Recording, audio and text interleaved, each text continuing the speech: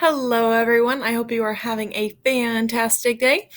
You should have finished up writing your holiday story yesterday. Today, you're just going to spend some time revising and editing using those tools that we talked about last week when we wrote a story, where you're just reading through, read out loud, check for grammar and punctuation mistakes, but you also want to look for ways you can improve your writing. So maybe you'll see something and it sounds kind of boring, and you want to change it and use better vocabulary and descriptive language to make it sound better. Okay?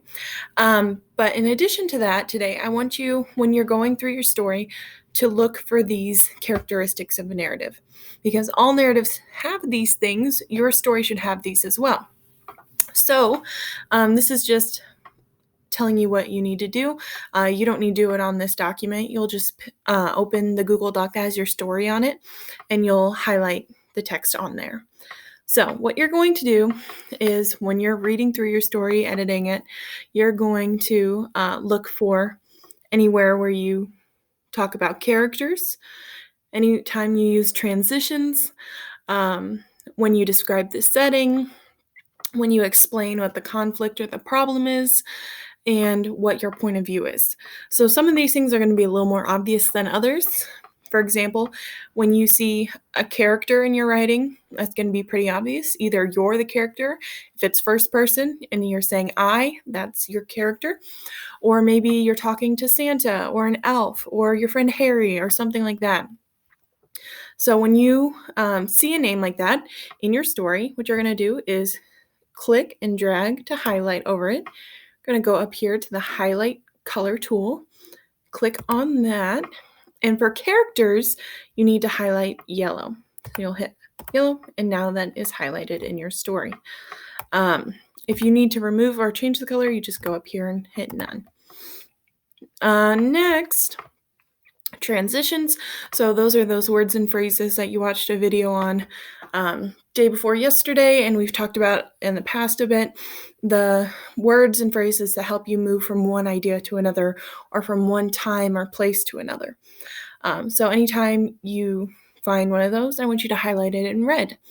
When you are describing the setting, so maybe the examples I wrote here where you say the ground was covered with snow, or if you're describing what you're seeing, you're like, I saw Santa's workshop out in the distance. You're describing your surroundings or the setting of your story. You're going to highlight that green. Conflict problem, this one may be easy, but also may be a little harder to find. But you need to make sure that your story has a conflict or a problem. Maybe there's two characters that are butting heads, or maybe the problem is that you're lost, or that you have to find something. Whatever your conflict or your problem is, you need to find in your story where you talk about it or express what that problem is. And you will highlight that blue.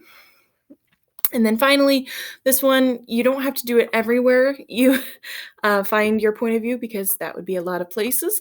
But your point of view will either be first person, second person, or third person. More likely than not, first or third. So either you're speaking from your point of view. So I went over there, I saw this, and you're talking as if it is your own experience. Third person would be if you are omniscient and you're looking down on the scene and you're saying, they went here and did this. If you are not a person in the story necessarily, it's not your story, but you're telling a story about someone else. And that is it. So I want you to go through, find those things, highlight them, and finish just making your story even better than it already is. Tomorrow you will add some illustration and share with a partner. Okay? Have an excellent day, and I can't wait to see your stories. Bye.